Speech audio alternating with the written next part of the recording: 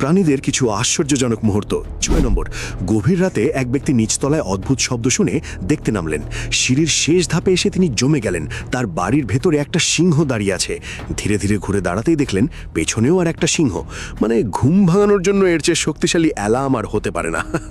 5 নম্বর, একটা ছাগল পালানোর চেষ্টা করতে গিয়ে বৈদ্যুতিক বেড়া বেয়ে উঠতে গেল।